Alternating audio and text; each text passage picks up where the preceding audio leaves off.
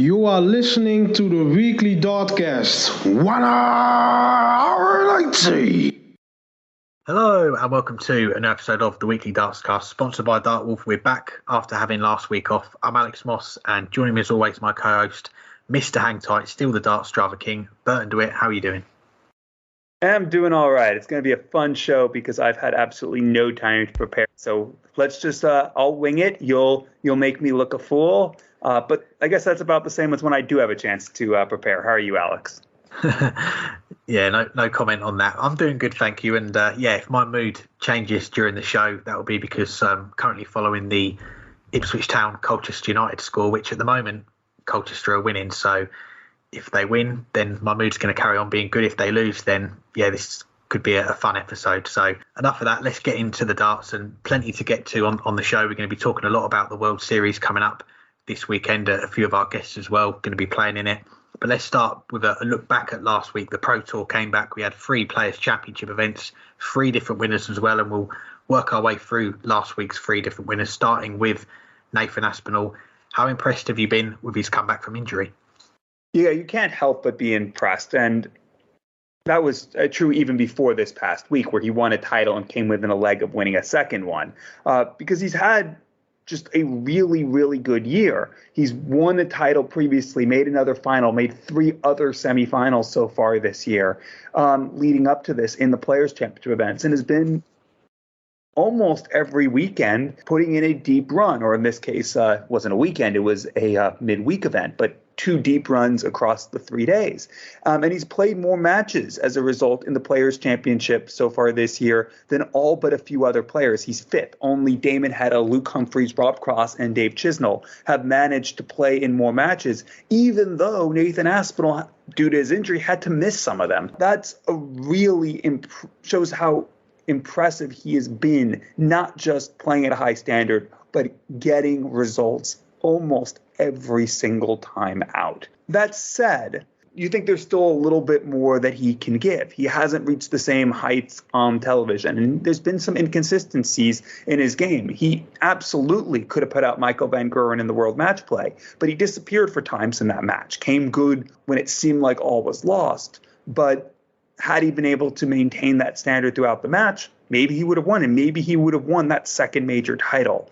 But that's going to come as he keeps playing like this. He's looking like a Premier League player or close thereto again. Granted, so are so many players right now, but it's definitely impressive because he had struggled for the better part of a year. We didn't know what he was going to bring when he was back playing, but especially in these Players' Championship events, he's as good or almost as good as ever, and there's every reason to believe that he'll transfer that over to the television and Euro Tour stage as he continues to build confidence. Yeah, I've got to agree with you there, and you can't help but be impressed with this comeback from Nathan Aspinall. And you think back to when we had Nathan on the show at the start of March, and it was just after he made that semi-final on the Euro Tour. That was his first tournament back from this injury. Of course, he played the World Championship at the end of last year, and then he had that long break, missed out the Masters and missed out a few of the events after that, and came back, and he was very open, very honest. One of the most open and honest interviews that we've had on this show, talking about his injury. And even after we finished the call, he stayed on the line and we had a chat afterwards, and he sounded very worried about the future of his career. And to think, fast forward 5 months, he's won 2 Players' Championship titles, he's back in the top 16, and he's looking like a player that is on the hunt for that second major title. And he said after he won the title, he was in a little bit of pain, but you think that the next day, as you say, he got to another final when he was within 1 leg of winning back-to-back titles and joining that small list of players to have won back-to-back Players' Championship titles in consecutive days. So you've got to say things are going very well for Nathan Aspinall at the moment. And you look at what he's done this year: 2 titles, 3 other finals as well, 4 semi-finals, 5 quarter-finals.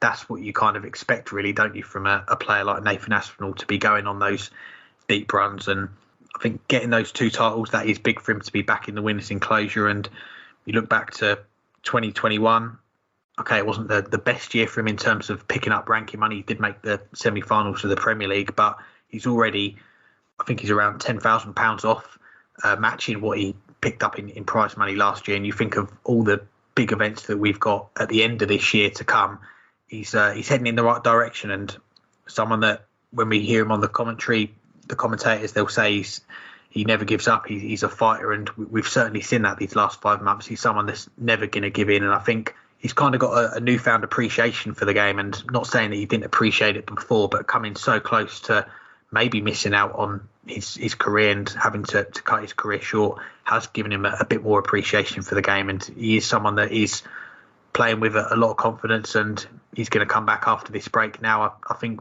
pushing for that second major title, and you wouldn't be surprised if he's making deep runs in these majors again.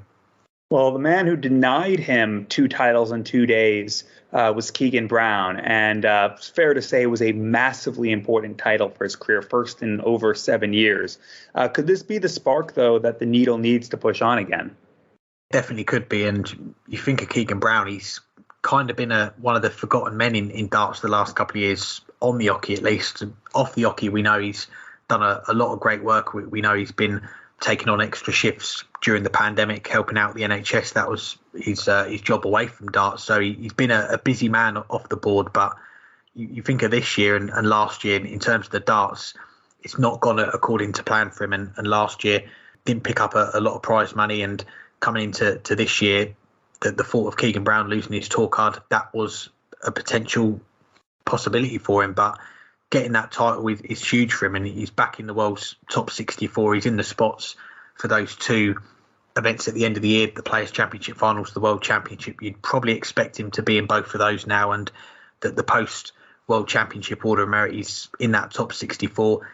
Got a little bit of a buffer at the moment, I think around $5,000, so it's not done for him, is it? He's still got a bit of work to do. He's not out of the woods just yet, but the way he won that title last week is going to give him a huge amount of belief going forward. To beat the likes of Jose de Souza, Chris Dobie, and then what about this for a lineup in your last 2 games? The world champion Peter Wright in the semi-finals, and then Nathan Aspinall in the final. That's a pretty good last 2 players to beat to win that first title in 7 years. And just looking at the final as well, he was in the lead for almost all of it. 5-3 up, misses those 2 darts at tops to go 6-3 up. Nathan Aspinall takes out the 86, and 6-5 up, he busts the 60, hits a treble 20, and Nathan Aspinall takes out the 170 to get it back to 6-all, and then I think holds throw to go 7-6 up. And at that point, you're playing a player that's won 13 games in a row. You're a player that's not won a title in 7 years. You're probably thinking maybe this is as far as it's going to go today, but every credit to him to come back from that, win the next 2 legs, get that title. I think in the last leg it was a 14 darter as well. So he's shown some real strength there to get over the line in a really close final. And he said in his interview afterwards he never gives up. And there's been times in the last 2 years where he's thought about packing it in and giving the darts up, but he has kept going, and he's got the rewards last week, hasn't he? And okay, yeah, like I said, I think there's still work for him to do these next few months to keep that tour card, but getting that title was giving him a huge platform to push on. It's giving him that opportunity to potentially play at Minehead and Ali Pally as well, get a few wins, and even the Players' Championship events coming up, if he can get a few wins there, it all bodes well for him to keep that tour card. And who knows, maybe next year kick on and get back towards that top 32, getting in all the major events again and getting back to a place where he feels he should be. Yeah, definitely. And you mentioned how Keegan Brown's been a forgotten man the last couple of years in darts, and it's not the first time that's been the case. He won that title in 2015 and really emerged, qualified as a result for both the World Match Play and the World Grand Prix, moved into the top 32 in the world briefly, but then his game just disappeared. And within a year and a half of that title, he didn't even qualify for the World Championships in 2017. For much of that following season, the 2017 season leading to the 2018 World Championship, it was looking similarly that he was going to miss it again and therefore lose his tour card. But as we got to the middle and back end of 2017, he started to just out of nowhere get results again. He was losing first round pretty much every Players' Championship event until we got to the second half of the year. But then he made a quarterfinal in July, qualified for 3 European tours on the bounce, made another quarterfinal, and that was enough to get him, and then made and made a few other board finals and just kept picking up money. And that was enough to get him into the Players' Championship final. It was enough to get him to the World Championship, where he went on a run, won a couple matches, and therefore save his tour card. And the following year, he kicked on again and made a few more quarterfinals, kept getting prize money, and was back in the world match play. And before you knew it, was back in the world's top 32 again. But again, it went dry, and it was looking all the same all over again. He missed the World Championships this past year. And what does he do? Well, he didn't do it in July this time, but he did it in August. And he didn't just make the quarterfinal. He went all the way and won the title. But it has accomplished pretty much the same thing that all those runs I mentioned 5 years ago did for him, because he's now in, okay, it's not guaranteed, but for all intents and purposes, he's going to be in the World Championships. He has 5,000 pounds more than I think will be needed to get there. Same thing for the Players' Championship finals. Again, that's still not enough to necessarily save his tour card. As you said, it currently would put him in the top 64 at the end of the year, but a lot of people over there or thereabouts, and a deep run at the World Championships or a few wins at the Players' Championship finals for other players could knock him down. I think he probably needs another 10,000 pounds or so in addition to the qualification money, but that could just be one win at the World Championships and a couple other wins on the floor. He's also in the last Euro Tour event. Unfortunately, he's not qualified for the other three, which means he's not going to get to the World Grand Prix. But this was a huge title for him because it's done exactly what all those runs did 5 years ago. When it looked like he was going to lose his tour card, he found his game out of nowhere and he kicked on from there. He needs to kick on again this time, but a title is a lot bigger start to kicking on than just the quarterfinal, and therefore it could be much more massive than all that was 5 years ago. Now move on to our first guest on this week's show, courtesy of Matthew Kiernan, the Darting Nerd. Here's our chat with Gordon Mathers. Gordon Mathers, thanks so much for joining us as always. And how's your game at the moment? Yeah, not the best at the moment. Been home and back again, and it's just been getting to me at the moment. But next lot of pro tours, I'm hoping to get back into the groove. Busy few weeks for you. You looking forward to the World Series? Yeah, definitely can't wait to get back home and obviously play in front of the home crowd and New Zealand as well. Always get good support from over there, so definitely can't wait. See the family again, obviously. So, yeah. Did they move here? Am I correct in thinking that happened, or? Yeah, so family moved here. They aren't here for like 8 months, and then they moved back. Circumstance-wise, it didn't work out. So yeah, looking forward to seeing them then. Yeah, absolutely. I've been back. I went back for my daughter's 18th birthday only 3 weeks ago, so that was really, really good. But obviously hard to come back and keep doing it. I don't know how Kyle did it for 3 years. I take my hat off. I couldn't do it myself. Yeah, I guess that adds an extra element of pressure to some extent, does it? Or no, not so much pressure. It's just like you miss them so much. It's you can call them all you like and FaceTime them all you like, but you don't have that touch. You can't hug your daughter goodnight, you know. So that's really, really hard. Absolutely. Is there a venue in particular you're looking forward to playing in next week? Yeah, so Townsville's my home state, so really looking forward to Townsville first up, and never been to New Zealand, so it'd be good to get over there and sort of hopefully see a little bit of the sights as well. Great. And what are your aims now for the rest of the year?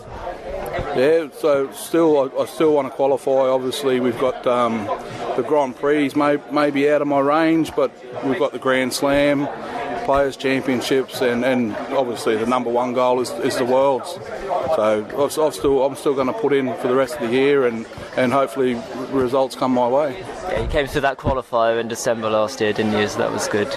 Yeah, I got quite lucky with guys on their behalf. Was unlucky getting COVID. To get in that way was, look, for them it's disappointing, but for me it was fortunate. Unfortunately, I didn't take advantage of it and sort of lost that first round. But I still want to get back there and have another go this year. Absolutely. And just a word for your sponsors. Yeah, look, Shot Darts have been amazing. Ian Dargan, Team Rebel in Australia. I've got a new sponsor, Gibbs Gearbox and Diffs come on board sort of in the last sort of couple of weeks. So yeah, always good to have that support and help. Makes it appreciated and makes it easier, I presume, to know that it's not just you on your own doing it. Yeah, absolutely. Like Ian Dargan, without him, his support for the last 2 years has been out of this world. Without him, I wouldn't still be here. I'd be back in Australia working my normal job day to day. Amazing. Well, thank you so much for your time, Gordon, and good luck today here at the Basingstoke Open. Yeah, no worries. I'll be in there fighting, trying my best.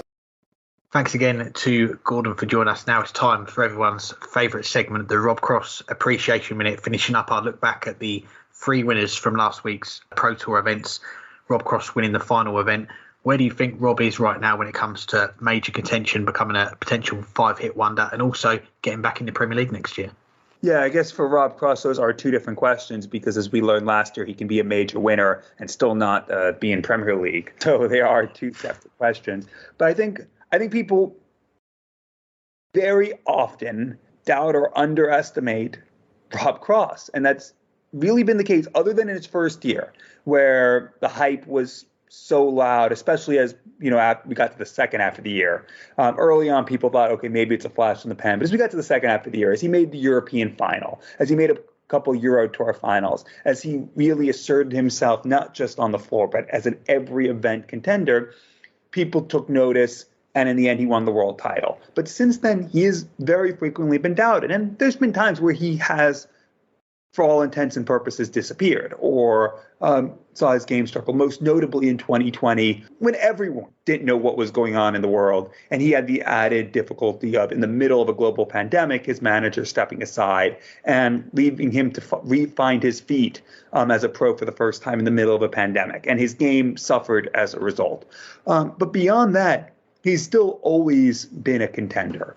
And he won 2 majors in 2019 when he wasn't playing at his best. He won a European Championship again last year when he wasn't playing at his best, but certainly was playing better than he was in 2019. And this year on the floor, he's been one of the top contenders in terms of averages. He's 9th for the year, just behind by barely over 1/10 of a point the world number 1, and ahead of one of the players who's been one of the stars on the Players' Championship events this year, Dirk van Dijvenbode. He's played more matches than anyone but Damon Hatter or Luke Humphries.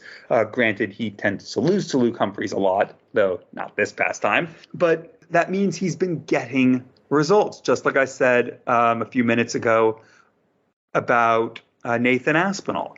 So Rob Cross has been doing it. And yes, he hasn't won a major yet this year, but he's been likely. He's made 3 Euro Tour finals and come very, very close to winning one of them. In the others where he was defeated, he ran into arguably the best player that weekend, twice in Luke Humphries and once in Michael Van Gerwen. And Michael Van Gerwen, he took a 4-0 lead before Van Gerwen really did roll back the years and play as well as we've seen in some time to reel off 8 legs on the spin. Rob Cross has looked very likely to win on the Euro Tour this year. He's looked likely in most Players' Championship events. He finally did cross the line. He is a contender in each and every major because he is that good and he's playing that well.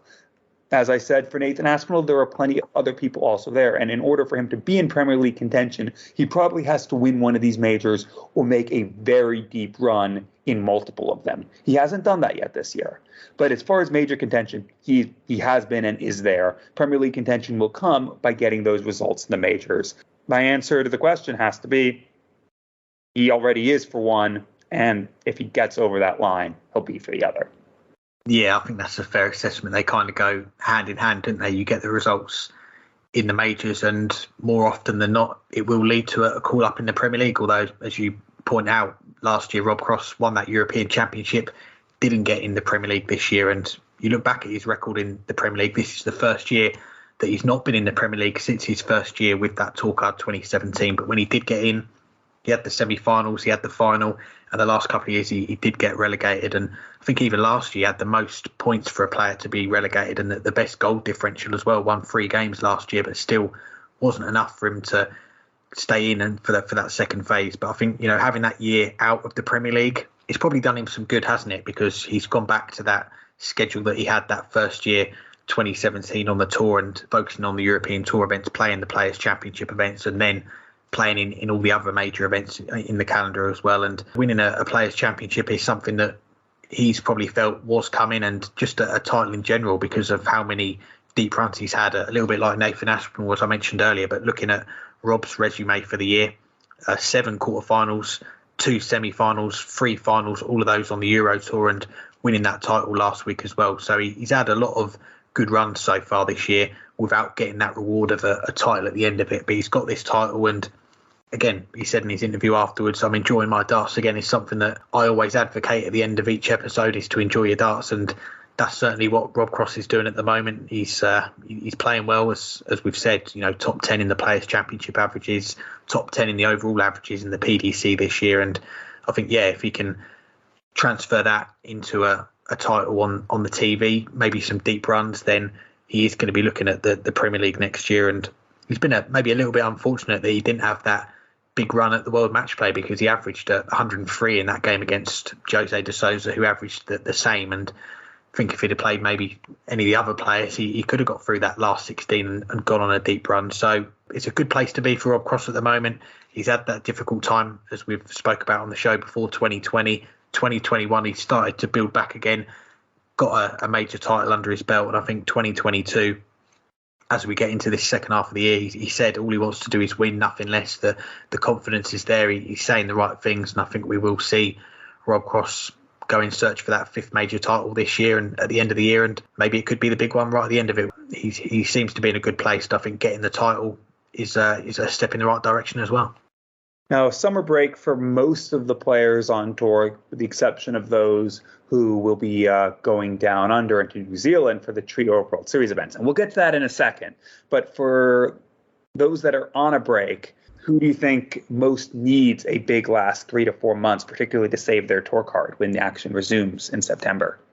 Yeah, I was having a look at this earlier and looking at the schedule that we've got for the rest of the year. And after we get those 3 World Series events, we're going to be into the last 4 months of the year, and we've got 4 European Tour events, 6 Players' Championships. You've got the 2 qualifiers for the Grand Slam and the World Championship, and then of course the other majors as well, the Grand Prix, the European Championship, and those 2 other events that I mentioned there as well, and the Players' Championship finals. But you look at players that aren't going to be in a lot of those major events, and for a lot of them it is going to be just 6 Players' Championships and those 2 qualifiers. So there's not a lot of time left, not a lot of events left for these players to really find something and save their tour cards. And there are some high profile names in there, and a few that I'll mention, the first of them being Steve West, who I've got to say, when I was looking back through his career, I was surprised that he's got through Q School 3 times, 2012, 2014, 2016. For some reason I didn't think he'd played Q School that many times, but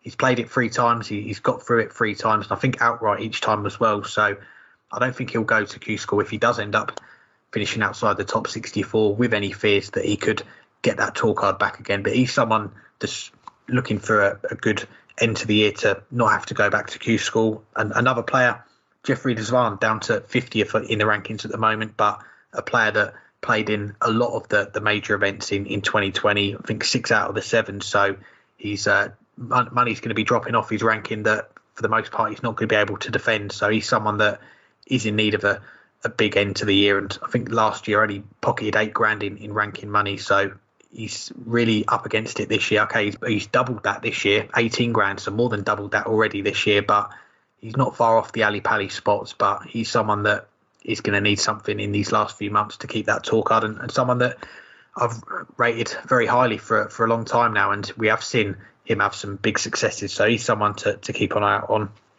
Another young player that we've seen have some success and start to drop off, and that is Max Hopp, who you think back to 2018, won a Players' Championship, won a European Tour event, got to a semi-finals of the European Championship. He was Germany's number 1.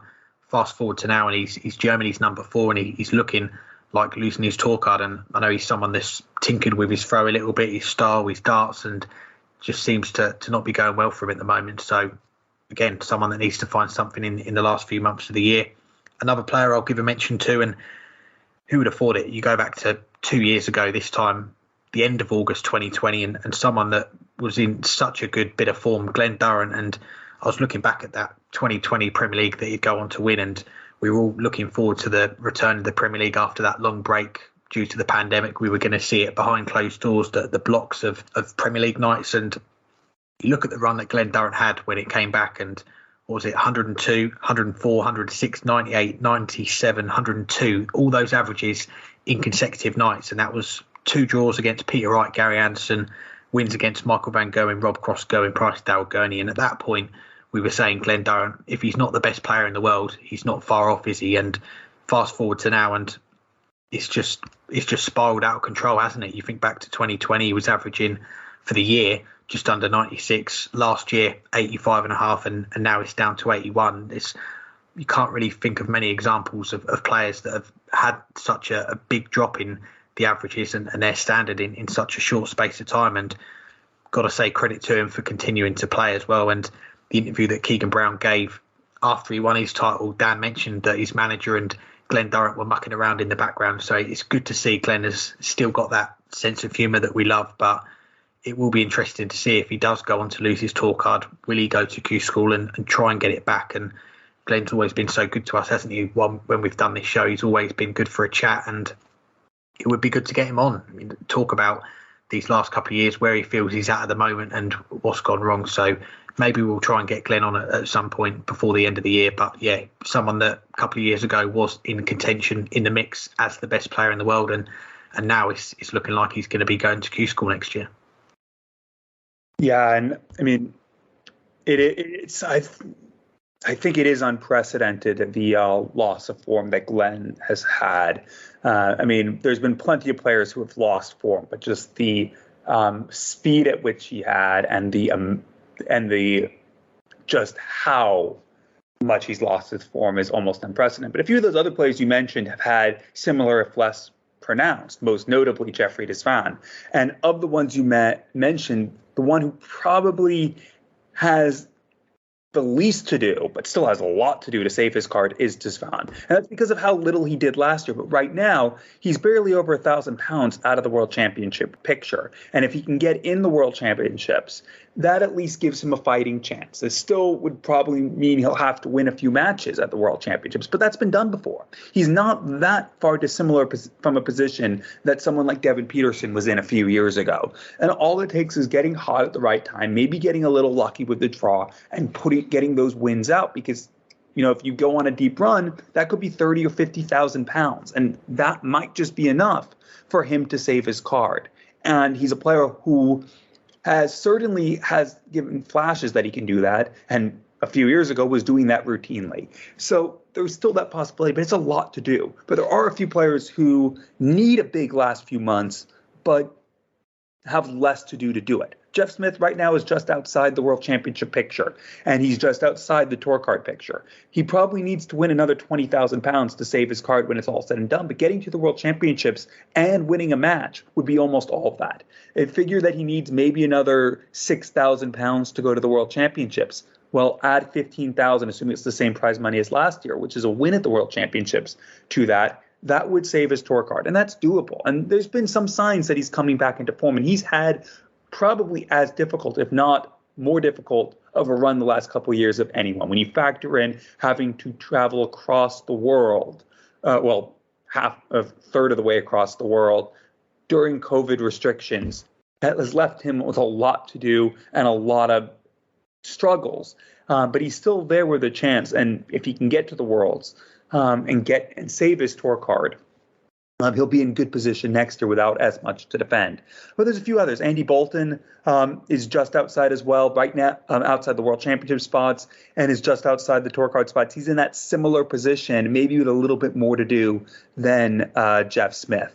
But then there are, a few other players who are right there or thereabouts as well. Some that are currently in safety, but still not safe. Steve Beaton is just inside the World Championship spots when you factor in the prize money for the 3 Euro Tours he qualified for of the last 4. But if he goes out first round in those and doesn't get results in the Players' Championship events, he's not going to be in the World Championships. He's not going to be in the Players' Championship final. So he still needs to perform. He still needs to get some results in the Players' Championship finals, in the Players' Championships to make sure he gets to Minehead. And he'll still need to win some matches on the Euro Tour to make sure he gets to the World Championships. Another 4,000 or 5,000 pounds, we'll see him there. And if he does manage to get that, if he gets those 5,000 pounds that he needs, then he might just need to win we might not even need to win anything at the World Championships or the Players' Championship final to save his tour card. But he still has work to do. We could be talking the end of the line for Steve Beaton. And there's plenty of other players who I didn't mention. Joe Murnan, who I think he defeated Paul Lim at the World Championships last year. I don't know if that match has ended yet. But I think he defeated Paul Lim at the World Championships. But he's in a similar position, just outside the World Championship spots right now. But because of that result last year, has that little bit of safety to go by, but that safety can disappear quickly. And I mean, I could keep going. John Henderson a little further back, but coming into some form as well. There are a bunch of players who are right now just outside or just barely in the tour card spots, but still have work to do. And it's going to be a very interesting end of the year. And as you mentioned, there are players who are further back, but that we know are good enough that if they catch form, they can shake the entire thing up. And now we'll move on to our next guest on this week's show, one of the players making their debuts in the World Series this weekend. Here's our chat with Australia's Joe Comito. I'm pleased to say I'm joined by one of this year's World Series debutants, Joe Comito. Thanks for the time, Joe. How are you doing? Good, thank you. Good to hear. And it's been just over 2 weeks now since you won through the last DPA qualifier to book your spot in the Queensland Darts Masters. What have these last few weeks been like since you won and preparing yourself to play in the World Series for the first time? Well, the first few days were a bit hectic due to that all the stuff you had to prepare for the PDC and stuff I'm not used to, like paperwork and getting my shirt, stuff like that. Just background stuff that if you had a manager, I guess they do all that. And since I don't, I was doing it all myself. That's that side, but it's part of the process and it was quite easy, to be honest. But apart from dart-wise, just I'll probably practice more darts in the last 2 weeks than I usually do anyway. Well, with it also being your TV debut, for a lot of our listeners, it will be the first time that they've seen you play. So give us a bit of background on yourself, how old you are, where you're from, and what do you do for a living? I'm 41. I'm from Harvey, which is about an hour and a half south of Perth. And I started playing darts when I was about 21, I think, when I moved from Perth to Harvey. And then my father got me to play. And I just went, yeah, no worries. And within 2 or 3 years, it all clicked in pretty easy at that point. And as a job, I'm a jib rocker, which is put up ceilings and stuff like that. So it's a physical job to do that, then to go to darts as well. It's not the easiest thing sometimes. No, definitely not. And you said there you started, I guess, a late starter to darts, starting in your early 20s, your dad getting you into it. What was it about the game that got you interested, got you that bug of playing? Like Dad always played. He's always played darts, and we because I've got 3 other brothers, and we always mucked around in the shed with him.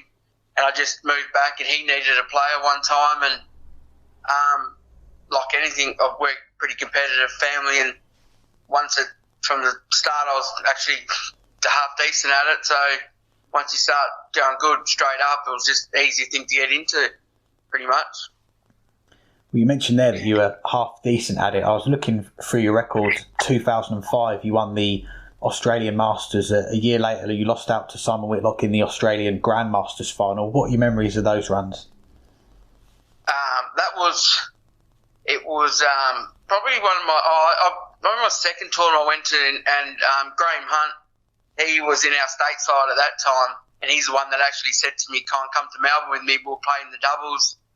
And I said, yeah, no worries. We ended up staying at Wayne Weeney's house, and Simon was there also. We lost the semi of the doubles, but then in the singles, I even missed 2 9 darts. I did 7 perfect darts and then 6 perfect darts in the same game. I think it was in the quarters, and it was just everything worked. And then going into the Grandmasters, I was pretty confident because of the way I was playing, and I think me and Simon was 2-all at one stage, and then he just went to another level, and just I think we ended up winning 5-2 in sets. So from those early experiences, more quieter on the dart scene, I guess after that, did other commitments come into the scene then? That's when you had to maybe dial back what you were doing in the darts?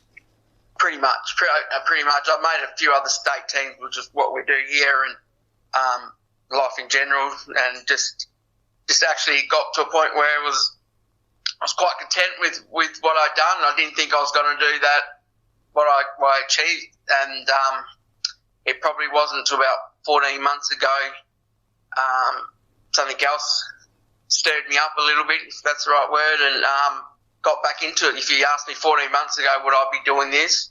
100% no. I wasn't playing well, wasn't really, just going through motions, but got stirred up a little bit, and because I'm a pretty competitive person. Next minute, I started going to the local DPA things, and got a bit of confidence out of that, and then thought, well, might as well go to Sydney for a trip. And I remember telling my dad at the time that I wouldn't be going if I didn't think I could win one. I wouldn't be going just for a holiday, just to waste money. I'm not that kind of person. If I didn't think I could win, I wouldn't go. And next minute, took me to the last one, but I got one. Yeah, that's right. And well, we've got to ask you then, what is it that stirred you up onto this run that you're having now? Oh, just a couple of people said that I wasn't the same player, and which I wasn't. 100% they were right at the time, but I'm a pretty competitive guy, and if someone says I can't do something, I'll do the exact opposite. Well, for a lot of the last 2 years that the world's been affected by the pandemic, it's had an impact on how darts has been run as well. In Australia, we've seen the DPA running a satellite tour. What's that been like to play in? Well, I think that's pretty much what started me having the satellite tour, because I think if it wasn't for that happening locally, and where we're from, we've got a pretty big depth of players where you consider that 3 of us are playing in Townsville and 10 of us went over to Warilla. If it wasn't for that, I probably wouldn't be where I am, because I probably wouldn't have went over east and tried, but playing with them, playing that for 2 years and playing against them guys every month, it gave me the confidence, and it's probably exactly what I needed as a dart player. Well, let's look at that week then. You had plenty of qualifiers to play in, and the first of them for the Queensland World Series event. You made 2 semi-finals. Then we see the playoff for Ali Pali, the World Championship, and what a run you had that day, making it all the way to the final. Raymond Smith awaiting you in the final. What was it like going into a game like that with so much on the line? It didn't dawn on me, or I wasn't overawed on it. To me, if you said to me, would I have done that at the start of the week, my answer again would have been no. I'm hoping, but no. But if you look at the games before that, every game was my average, and my play was getting better, and just Brad just had a little bit more experience, a little bit more straightness, or just that little bit thing. But no, look, I was happy. Don't get me wrong, I was upset that I lost, but if you said to me, would I make the final, I would have said no. But like anything, one game leads to another, and it was a long day. It was something I don't have thrown that many darts in a day, sort of thing. So that sort of learnt from that as well.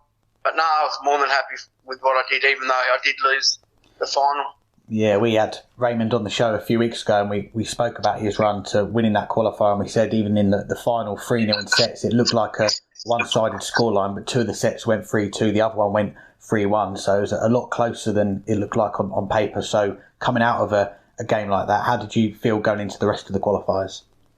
I was still pretty confident. Like if I was losing to someone that you had to average probably anywhere from 85 to 90, and sometimes if I did lose, it was my fault for not peeing. So there wasn't a stage where I didn't think that I could win the next day. Saying that, on the last day, because I was playing, like, losing semi-finals and finals, on that last day, and I kept telling all the boys, and they kept having to go at me, but I didn't really have much to give. Like, my arm was in autopilot because we played for 6-7 days already. My legs were a bit sore, and I was just like, look, and just, I thought, I've done my bit, and then just relaxed. And once got to a certain point, and I was like, I better start concentrating now. I'm in the quarters, next minute semi, next minute final, and I was lucky because going into was it the group? We finished early our group stage and going into the quarterfinals, we had a bit of a break. And with that break, I sort of got a bit energised and sort of relaxed for a wait, which helped me go into my quarters. But no, never ever thought, no, I can't do this. But the energy was dropping by the end, but I got the very last one. So obviously I still had a little bit to go. Yeah, and we've got to speak about that final as well. I was having a look on Dart Connect earlier, 1-5-7 finish, 1-2-1 finish early on, and then from 5-4 down, you win the next 3 legs. And in that last leg, Tim Pusey sat on 36 to take it to a decider. You take out 80 to win. What was going through your head after you take out that 80 to finally win the qualifier? Oh, then it actually, the release of once I did that, and I think even someone said, he goes, I think that's the most emotional someone did this week for actually winning the thing. And I think it was more of just being in the finals, being there, and then finally actually doing it. Yeah, it did. It was a big relief. But look, even if I lost that final, I wouldn't have walked away unhappy, because if you said to me I would have made 3 finals before I went, I would have said, yeah, I hope to do. But again, these boys do it a lot more than me and have been doing it for a lot more years than me. And so they've got more experience. And so no, I was happy. Yeah, it ended up going well, and we saw on Facebook you posted, I finally did it, and you're going to get a chance to play on the World Series stage against the best players in the world. Has it fully sunk in yet, the opportunity that you're going to get next week? It has and it hasn't. I've been watching the match play and sort of thing, trying to just see what it is. But look, I think going to Townsville a few days earlier and just getting amongst it a bit earlier, I think that would do me the world of good, rather than just rocking up, meeting, going straight to thing where we might be a bit daunting. I think I'll be fine. Once I get there, I'm pretty good when I get to places. That's when I usually switch on pretty much. And you mentioned earlier about getting your new shirt for next week as well. We saw the design. You've got 3 darts on the front, then on the back you've got the man carrying the water. You nicknamed the Water Boy. Where did that come from? That was probably 10 odd years ago when we were playing darts in one of the comps, and we were on the bus, and there was a gentleman out front that was misbehaving, and I was trying to tell him, just relax, mate, come on. And he stood up and he actually just screamed out, "You're nothing but a water boy." and then, because at the time me and my brother had a water business sort of thing, so that's why he said it. And everyone was just laughing. And since then the boys have call me Water Boy or H2 Joe, just because of that one bus trip. Brilliant. Well, less than a week now until the Queensland Darts Masters gets underway, and you mentioned you're going to be heading up there a few days earlier. So what do these next 6 days look like for you? Will you still be working during the week, or have you booked the time off to prepare more? No, I've got to work Monday, Tuesday, and then fly out Wednesday morning. So, yeah, still working. Still got to do what we can do until, I think, fly back Sunday, probably back at work Monday. So, no, when you work, when it's full time, if you can do it full time, I can understand how these boys can go a little bit better and a little bit thing, just because of your body and you devote your whole time frame around it. A bit like Damo did when he won his, even he said he worked the day before and goes back and he works again. And this will be the first World Series event down under in 3 years. What's the excitement like in Australia at the moment ahead of these 3 events? Because we remember the last ones, they usually provide a great crowd. They get into it. Is it going to be the same again? I think so. Talking to everyone at Barilla, they were all think where I'm from, everyone's really, really keen. Like the whole southwest, the people know that I'm on. They're all going to say they're all tuning in. So that's going to be a bit of pressure on me, because everyone down here, they're getting their little time frame sorted and when would I be on, and so it's all go. Good to hear. You had that early success in your darts career. You've now finally got that taste of the big stage in Australia next week as well. What do you think that moment's going to be like when you do make that walk on and play next week?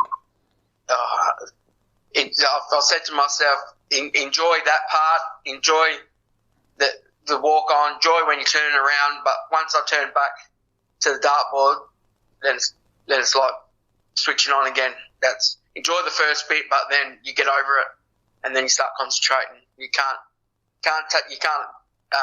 enjoy the whole thing. You enjoy playing darts, but you still gotta do what you gotta do. And so I've said to myself that as soon as I turn around, that's when I start concentrating again. But you got to enjoy it. You got to take it all in, and because it is a big opportunity. And lastly, looking further ahead after next weekend, what else have you got lined up darts-wise for the rest of the year? It sounds like you have got the bug back. You are keen to play in as much as you can. So have you got any big events planned or anything you've got your eye on in particular? Well, in October, the DPA will have their Oceanic. I'm pretty sure it's October. So we'll go over for that. There's another big one down here where we live, sort of thing, in October. So hopefully we're still here for that. And then from there, I will we'll work out a time frame for next year or timetable when everything is and go from there. But yeah, definitely the next target is the Oceanic. Well, before then, it's going to be the World Series. Congratulations again, Joe, on qualifying, and we wish you all the best this week. Thank you very much, Alex, and I hope I do my best.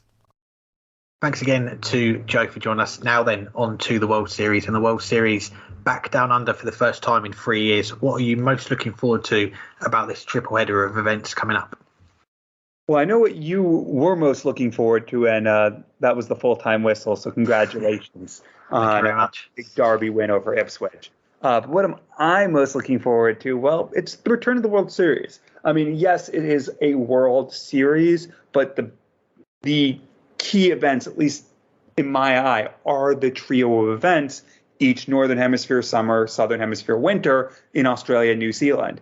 They are back to back to back. They involve many of the same players, so it's like a mini tour, and its popularity is unmatched. Okay, sure, when there's been events in Germany, those have gotten bigger fans and obviously have a lot of appeal, but there are plenty of other events in Germany or the Netherlands that take some of the attention away. These are the big events down under, and darts has more of a popularity down under than a mainstream popularity down under than it does anywhere else outside of Western Europe and the UK.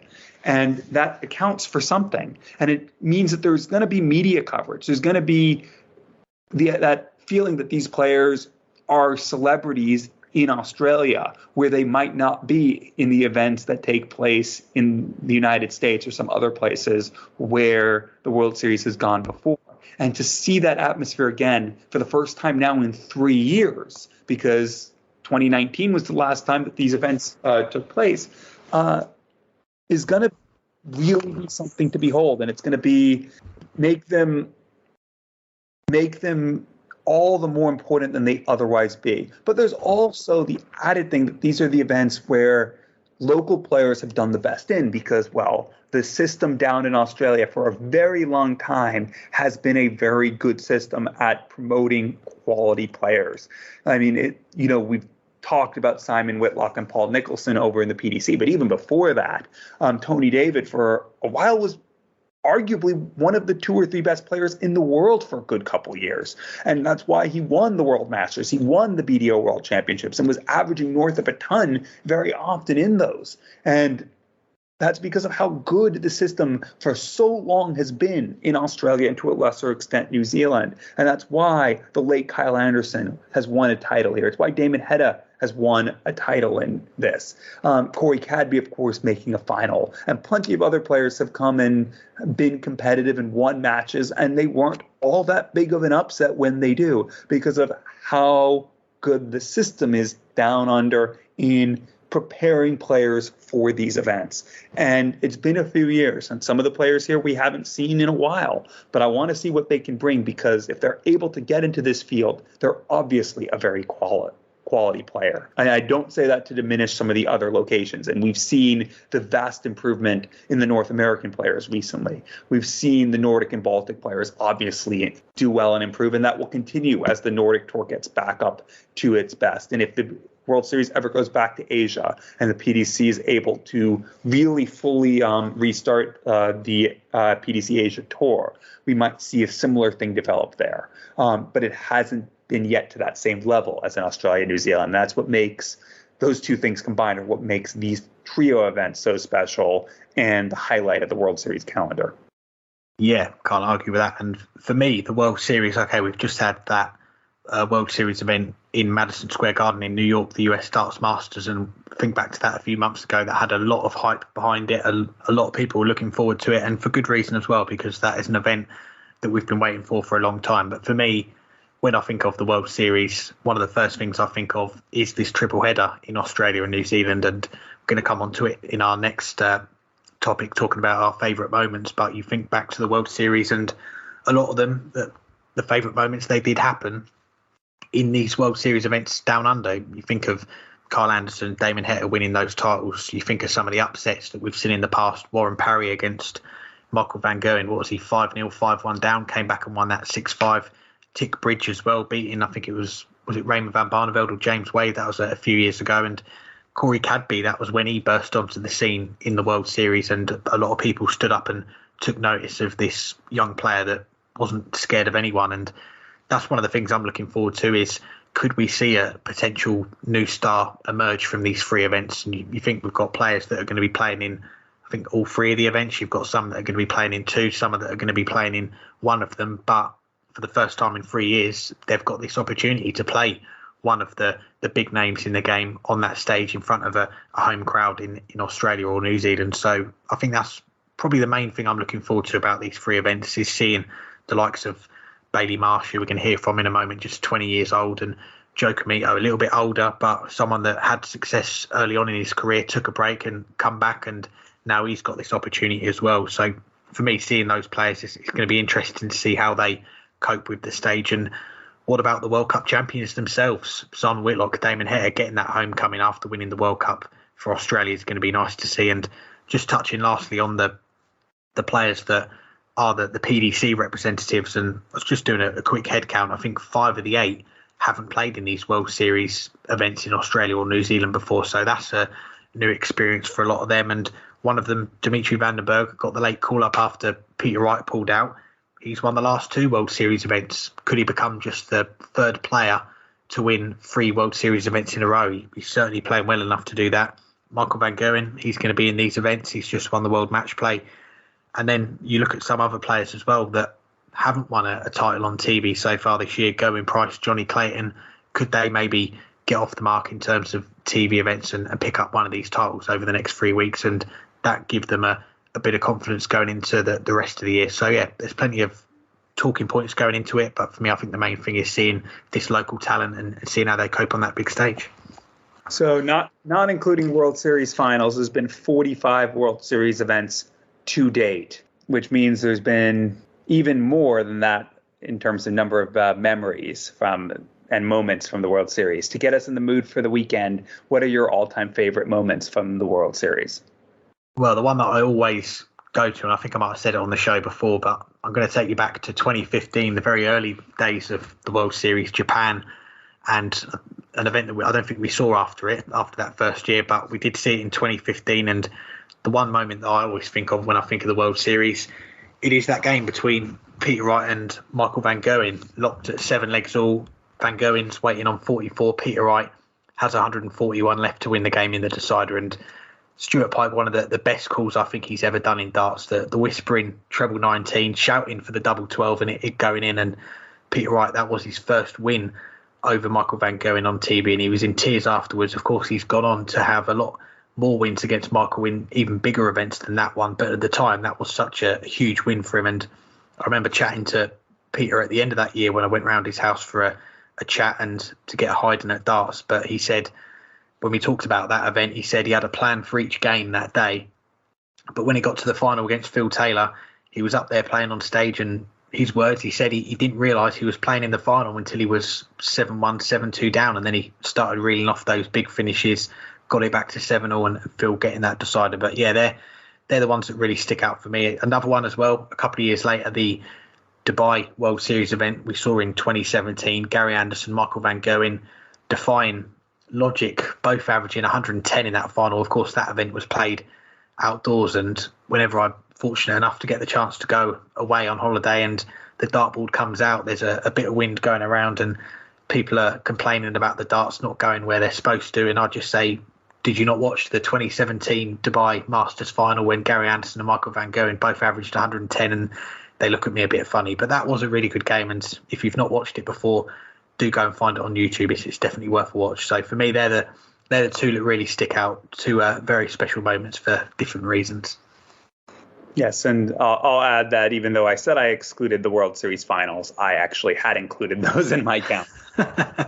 It's a little bit lower. We don't need all the complaints about issuing corrections for my count. But yeah, no, those, I was going to mention that 2017 Dubai final as well. That was one of the great matches in what was a phenomenal rivalry at the time between Gary Anderson and Michael van Gerwen, probably at the peak of their rivalry, meeting an a genuinely, or at least comparatively insignificant event compared to the others.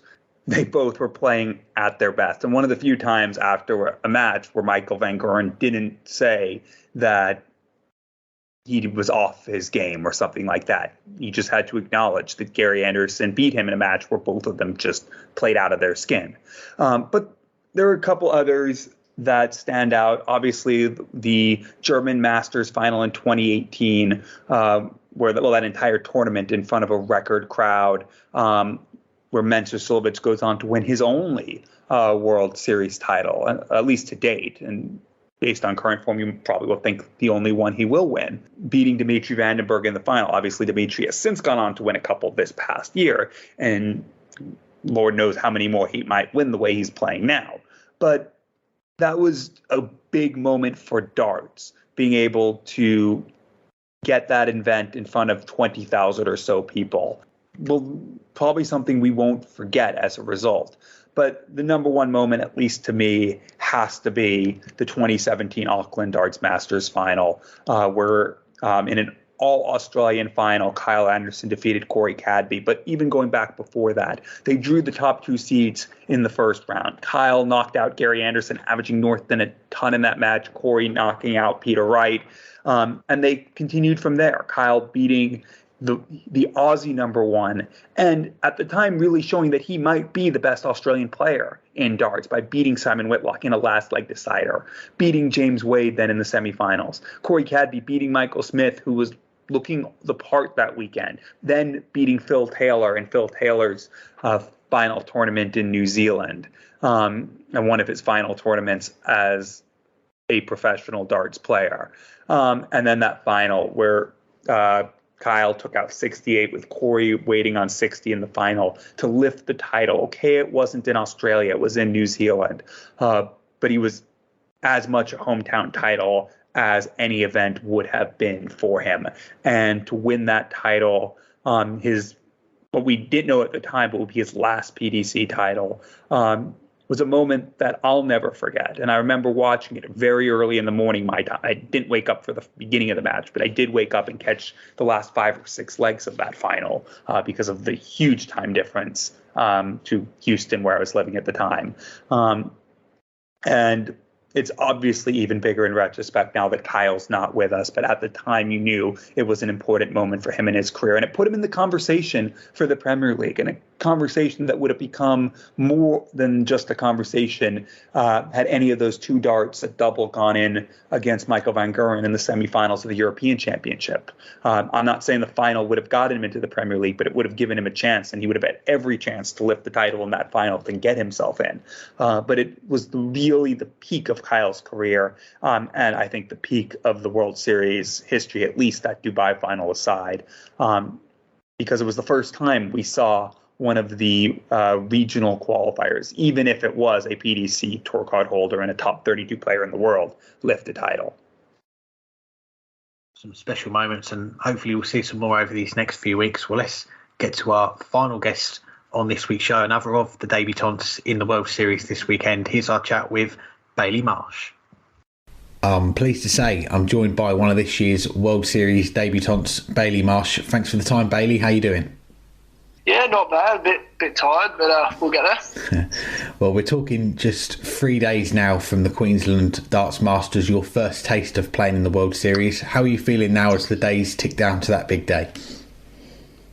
Yeah, feeling confident. I had a good practice session with Mal Cummings yesterday, so he was sort of walking me through it, sort of how to get prepared a little bit. Once we land in Queensland tonight, I'll go see Damo, have a good practice session with him too, and hopefully he can give me a little bit more tips and get me more on set. Yeah, I'm sure he will. And for a lot of our listeners, it's going to be the first time they'll have seen you play. So let's go back to the start for you in darts. I was reading up, you're only 20 years old, but you've come from quite a strong darts family. I guess you were always going to pick up the darts at one point, weren't you? Yeah. Well, I picked them up a bit later. I picked them up when I was 14. I actually gave darts up when I was 16, and then I got back into it. Hit the board extremely hard because, the older brother sort of gave me a little bit of momentum.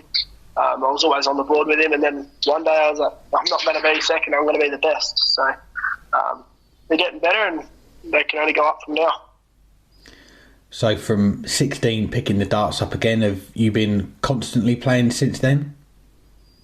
Yeah, I've been playing 3 nights a week, most weekend events. But yeah, when JK gave me the opportunity to fly around, I was like, I'm not going to say no. I'll take any chance I can get playing against the best, because you can't be the best unless you play the best. So it was good to get a spot in the World Series just so I can see who I'm up against. Definitely, and I was looking through some of your wins in your youth career. You had a couple of wins in the West Coast Classic Youth 2019, 2020. What did those wins mean to you? Not much, because I was playing the seniors and it was.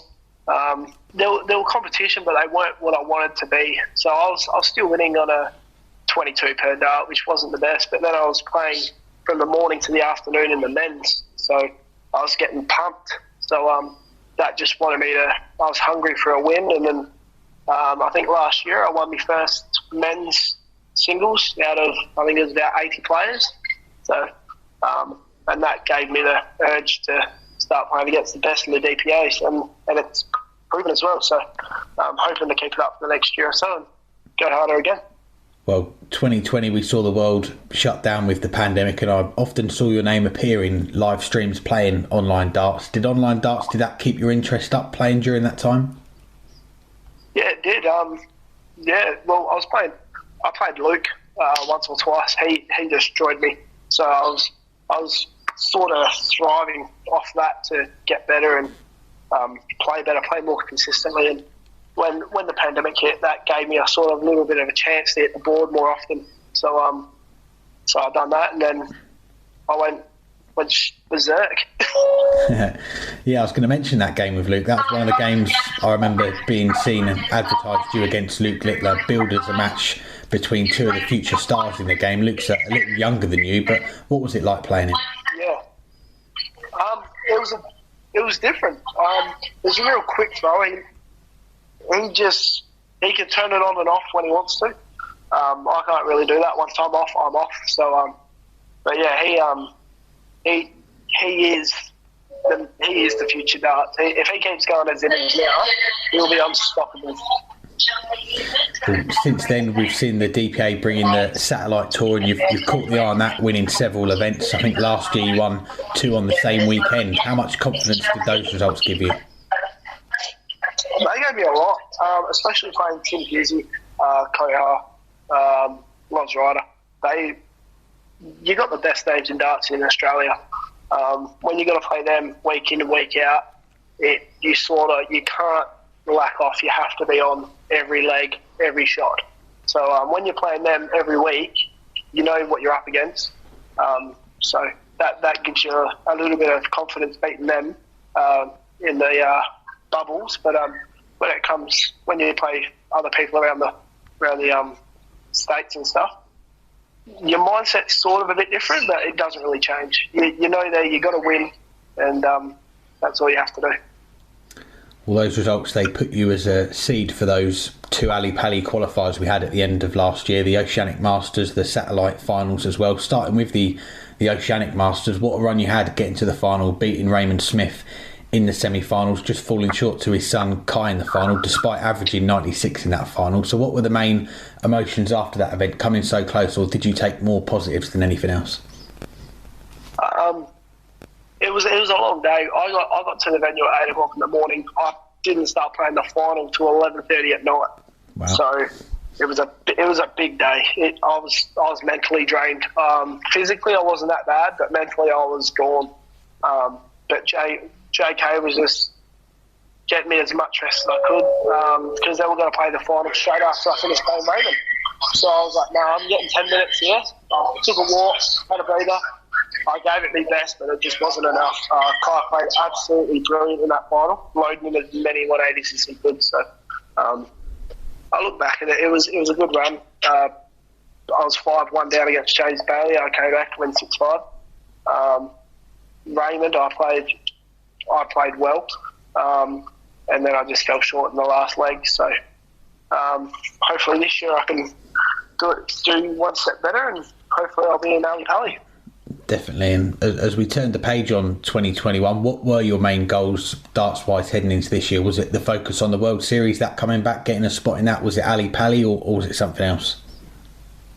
Well, I'm not 100. I wasn't too focused on the Ali Pali because I'm going over there for the World Youth. So if I didn't want to win the Ali Pali because I sort of feel like I feel like I'll lack the darts a little bit because I've already got Ali Pali. So I wasn't too phased. I was more serious getting a World Series spot. And I lost 2 finals and won one, so I was happy with that. Well, before the World Series qualifiers, we had the Satellite Tour at the start of this year, and I think you had something like 3 titles, 2 more finals, 2 semi-finals, and you missed a few of those events as well. So how are you feeling about your game heading into that busy week of darts, the World Series qualifiers and the Satellite Tour finals? World Series qualifiers, I was on the board every day after work. As much time as I could, I was on the board. Even though it was like 5-6 degrees, I was out there in my hoodie and my pants practicing. But I was ready. I told the boys when we left, I was like, I'm going to win the first day. No one believed me. I was like, you watch. I lost in the final in the first one, and I was like, I backed it up with a win in the second. And then I fell short in a semis for the New Zealand, and I lost another final to Mount. So I was extremely confident, and then went home for a week, had a good rest, and then came back over to Melbourne to try and qualify for the Australian Open, and I fell short again. So yeah, my mindset's still there. It's just my arm's getting sore though. Yeah, I can imagine. And looking at those qualifiers, that, as you say, you came through that first Queensland one to get that spot in the field, and looking at your results, Blake Hatchett, he was the one that pushed you the closest, 6-4, and from 4-all, I think you had a 1-2-4 or 1-2-8 to pull away. Did finishes like that give you that extra belief it was going to be your day? Yeah, me and Blake were friends. We practice all the time. We play together, and I knew I had to perform because buckets, he can just turn it on. A couple of legs there, I think we went 3 12 dart legs in a row. He pushed me, and when I beat him, he looks at me and he's just like, you're going all the way now. There is no one stopping you. And when I fell short in the final, I just felt, I didn't feel good. I was disappointed in myself, but at the same time, I was happy I still got one spot. So, I sort of looked back on that and I was like, all right, time for the next one. Well, since those qualifiers, what have the last few weeks been like? How's the preparation gone? Have you put more hours in the board? Has it been hard not to think about playing in the World Series? It's hard. It's hard thinking who you're going to get. I try not to think about it. You're playing the best of the best in the world. So either way, you're getting a good challenge in front of you.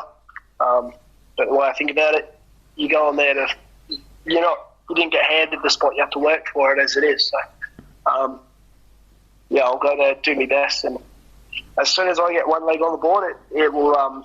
The game will change because I will fire up. We look forward to seeing that. And when we are talking, of course, we don't know the draw, but is there any of those players that you'd most like to face, say that you've got the chance to play them on the big stage? I would want Damo first game, but I don't think I can get him. But I wouldn't mind Van Gerwen or Girlcross.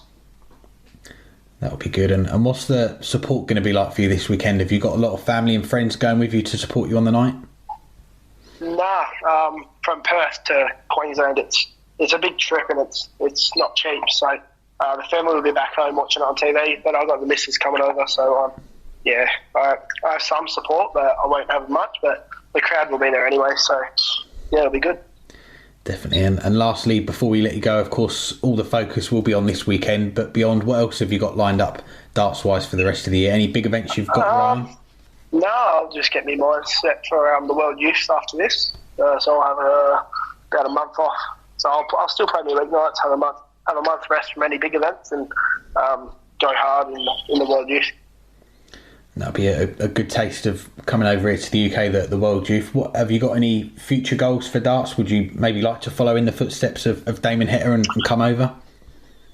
Yeah, well, it is in the talks of coming over to Q School for 2024. So that is in the talks at the moment. Just trying to figure out the routes, the cheapest way to get over there and stay there and do what Damo done pretty much. Well, before then, it's a big weekend, the World Series, your debut. We're looking forward to seeing you play. Congratulations again on qualifying, and wish you all the best for the weekend and the rest of 2022 as well. Thanks, mate. Thanks again to Bailey for joining us, and we'll finish up the show. We've got one listener question to get to, and it comes from Elliot, who says, at the kind of mid-season break, which new tour card holder has impressed you most relative to expectations, and which has not quite performed like you thought they would? Yeah, that's a really, really good question. And, the relative to expectations is the key point. Because, of course, you could say Robbie John Rodriguez. He came within a dart of winning a European Tour title. He's qualifying for everything. Wouldn't be that surprising if after the World Championships he's in the top 32. But there were expectations. Maybe not the expectations that he would put a run towards being a top 32 player in his first year back on tour, but certainly that he could do that.